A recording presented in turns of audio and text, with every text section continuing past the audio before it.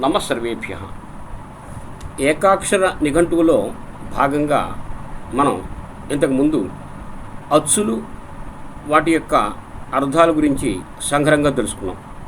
ఇప్పుడు కొన్ని హల్లులు వాటికి సంబంధించినటువంటి అర్థాల గురించి ఇప్పుడు తెలుసుకుందాం. హల్ అనగానే హైవరట్ అనేటువంటి సూత్రంలో ఉండేటువంటి హకారానికి 14వ సూత్రమైనటువంటి హల్ సూత్రంలో ఉండేటువంటి చివరి అక్షరమైన లకారానికి ఈ రెండింటిని కలిపి హల్ అనేటువంటి వర్ణంగా మనం ఉపయోగిస్తాం. ఈ హల్ ప్రత్యాహారంలో దీన్ని ప్రత్యాహారం అంటాం. హయవరట్ లన్ యమగణనం జభై ఘడధష్ జబగడదస్ ఖ ఫ ఛ ఠ థ చటతౌ కపై శశసర్ హల్ అనేటువంటి వర్ణాలన్నీ ఇందులో చేరతాయి. ఇక ఇది పాణిని సూత్రాల ప్రకారం మనం నేర్చుకున్నటువంటి క్రమం. ఈ క్రమాన్ని మన పెద్దలు వర్ణముల యొక్క ఉత్పత్తి స్థానాన్ని అనుసరించి మరొక విధంగా మార్చుకున్నారు. అదేంటంటే అకుహ విసర్జనీయానాం కంఠ్యా ఆ కాఖ గాఘ ঙ హ విసర్గ ఈ వర్ణాలు కంఠం నుంచి వస్తాయి కాబట్టి వీటిని కంఠ్యములు అన్నారు. ఆంగ్లంలో వీటిని గటరల్స్ అంటారు. ఆ కాఖ గాఘ ঙ హ విసర్గ. ఇప్పుడు ఇందులో ఉండేటువంటి హల్లులు కాఖ గాఘ ঙ ఈ హల్లులు వాటి యొక్క అర్థాల గురించి మనం ఇప్పుడు సంగ్రహంగా తెలుసుకుందాం. ముందుగా కహ ప్రజాపతిరుద్దిష్ట. కహ అంటే ప్రజాపతి, అంటే కశ్యప ప్రజాపతి అనుకోవచ్చు లేదా బ్రహ్మ అనుకోవచ్చు. కో అర్క వాయు అనిలేషు చ.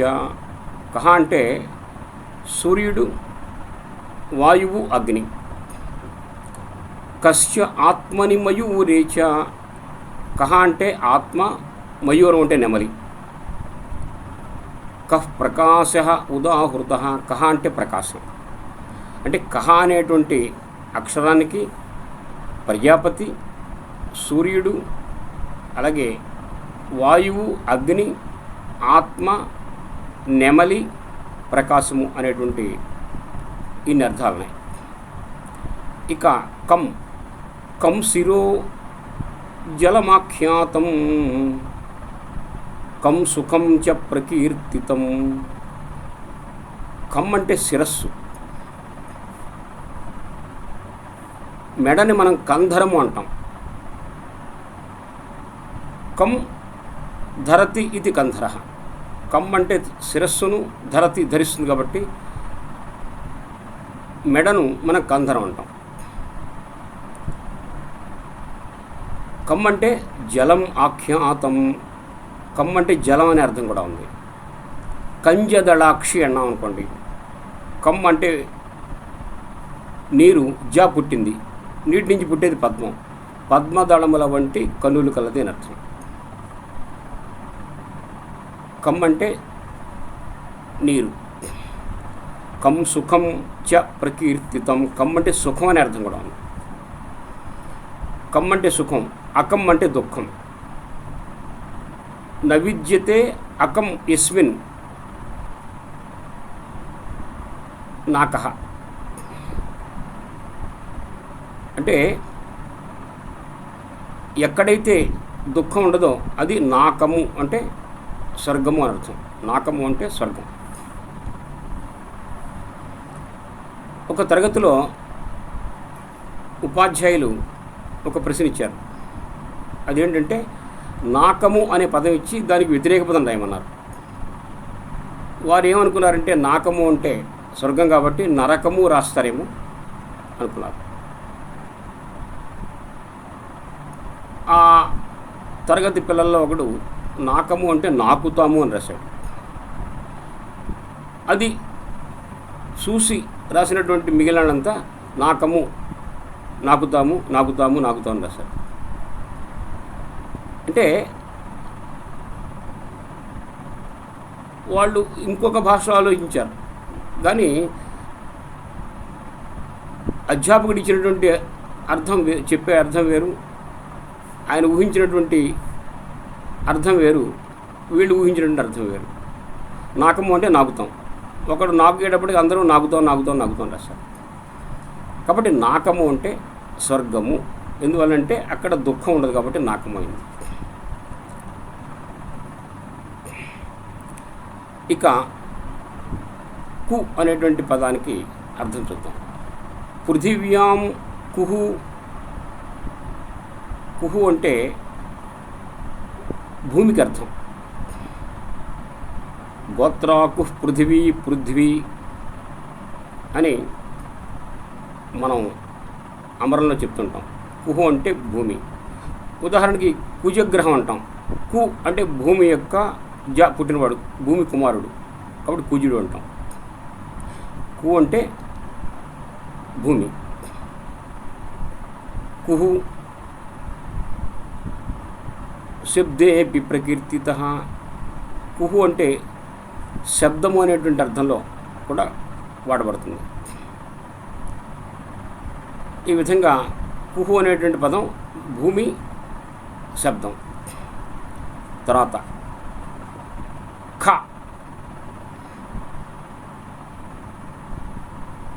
క అనేది అల్ప ప్రాణం, ఖ అంటే మహాప్రాణం. గ అల్ప ప్రాణం, ఘ మహాప్రాణం.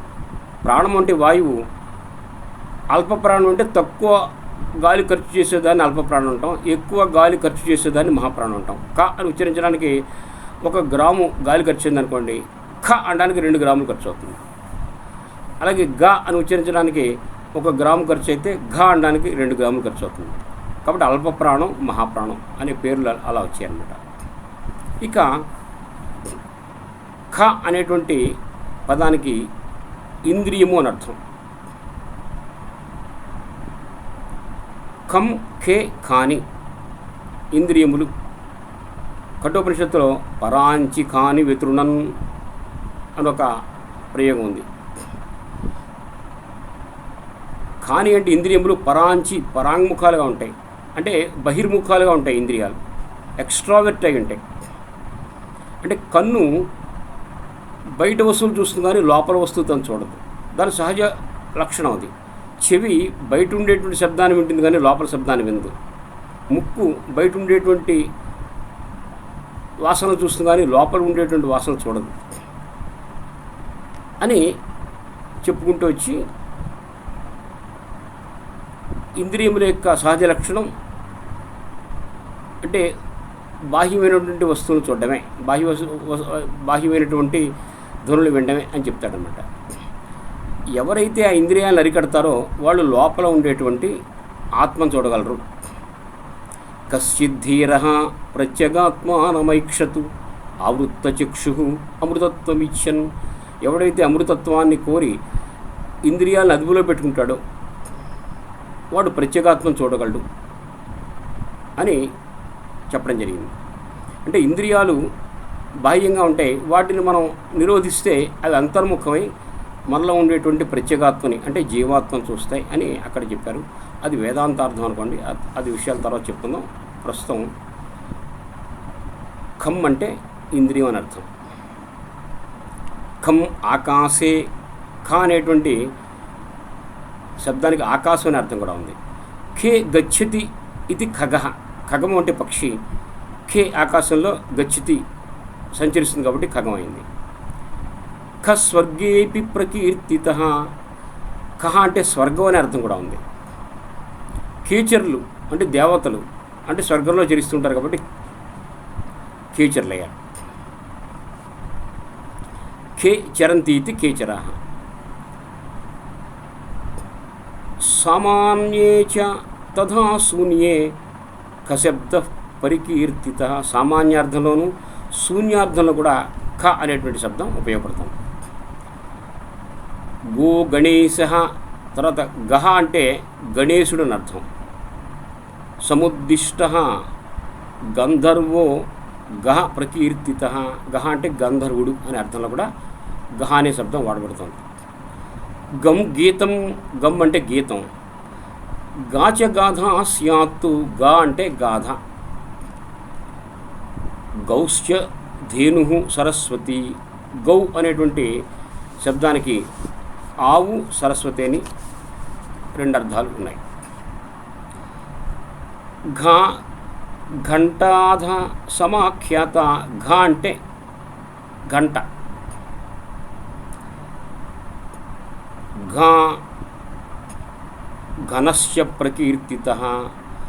అంటే ఘ అంటే ఘనం అంటే మేఘం అనేటువంటి అర్థంలో కూడా ఘా వాడతారు. తర్వాత ఘో. ఘో ఘంటా హననే అధర్మే. ఘో అంటే గంట అనే అర్థం. హననం అంటే దెబ్బ కొట్టడం అనే ఒక అర్థం. అలాగే అధర్మం అంటే పాపం అనే అర్థంలో కూడా గహ అనేటువంటి పదం ఉపయోగపడుతుంది. గుహు ఘోణ గూర్ధ్వనావపి. గుహు అంటే ఘోణ అంటే ముక్కు, అంటే ఆ గుర్రం యొక్క ముక్కు మొదలైనటువంటి గుహు అంటారు. గూర్ధ్వనావపి. గుహు అనేటువంటి పదం ధ్వని ఎందు ఉపయోగపడుతుంది. కాక్క గగ్గ ంగ. ంగకారు భైరవఖ్యాతే. ంగా అనేటువంటి అక్షరం భైరవుడు అనేటువంటి అర్థంలో చెప్పబడుతుంది. ంగకారు విషయస్పృహ అంటే ఇంద్రియముల పట్ల కోరిక, అంటే ఇంద్రియముల వాంఛ, విషయ వాంఛ అనే అర్థంలో ంగా. అంటే ంగా అనేటువంటి అక్షరానికి రెండు అర్థాలు ఉన్నాయి. ఒకటి ఏంటంటే భైరవుడు, రెండు ఇంద్రియముల పట్ల కోరిక. ఈ విధంగా కవర్గ యొక్క అర్థాలు మనం సంగ్రహంగా తెలుసుకున్నాం. దీని తర్వాత మిగిలినటువంటి హల్లుల యొక్క అర్థాలు తెలుసుకుందాం. ఇలా మనం ఏకాక్షర నిఘంటు ఎందుకు నేర్చుకోవాలంటే, ఇంతకుముందు చెప్పుకున్నాం, సంస్కృత కవులు చిత్రాచిత్రమైనటువంటి ఎన్నో గ్రంథాలు రాశారు. రామకృష్ణ అనులోమ విలోమ కావ్యం, దీన్ని ప్యాలిండ్రోమ్ అంటాం. అంటే ఒక పదం కానీ ఒక వాక్యం కానీ ఎటు చదివినా ఒకేలా వచ్చేదాన్ని ప్యాలిండ్రోమ్ అంటాం. ఇటువంటివి ఇతర భాషల్లో మనకి చిన్న చిన్న పదాలు, కొన్ని వాక్యాలు కనిపిస్తాయి. ఉదాహరణకి కేయాక్, కేఏవైఏకే. అలాగే able was I ere I saw Elba. అలాగే was it a car or a cat I saw. అదేవిధంగా మేడం ఐఎమ్ ఆడం అనేటువంటి కొన్ని వాక్యాలు కనిపిస్తాయి. కానీ సంస్కృత భాషలో కావ్యాలే రాయడం జరిగింది. అంటే రామకృష్ణ అనులోమ విలోమ కావ్యం ఉందనుకోండి, ఆ కావ్యం మొదటి నుంచి చదివితే రామాయణం, అదే కావ్యం వెనక నుంచి చదివితే భాగవతం. ఈ విధంగా రాయగలగటం గొప్ప సాహసం. అటువంటి ఎన్నో సాహసాలు మన సంస్కృత తెలుగు కవులు చేశారు. అవన్నీ మనం చదువుకోవాలంటే ఒక్కొక్క అక్షరానికి ఏ ఏ అర్థాలు ఉన్నాయో ఆ అక్షరం యొక్క శక్తి ఎంతో మనం తెలుసుకోవాలి. అందుకని ఈ ఏకాక్షర నిఘంటువును కూడా మనం చదువుకున్నట్లయితే ఆ కావ్యాల్లో ఉండేటువంటి స్వారస్యాన్ని మనం గ్రహించగలం. అలాగే రాఘవ యాదవీయం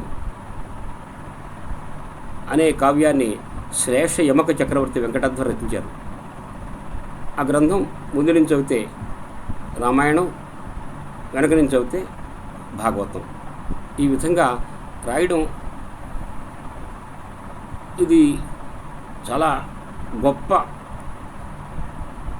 క్రియ. ఎందుకంటే అలా రాయగలగడమే చాలా గొప్ప, అలా రాయాలని ఊహించడమే చాలా గొప్ప పని. కాబట్టి అటువంటి గ్రంథాలన్నీ మనం రుచి చూడాలంటే రుచి చూడాలనేటువంటి సాహసం చేయాలంటే ఈ ఏకాక్షర నిఘంటు యొక్క పరిచయం కూడా మనకి అవసరమని భావించి ఇవన్నీ మీ ముందు ఉంచుతున్నాను. నమస్కారం.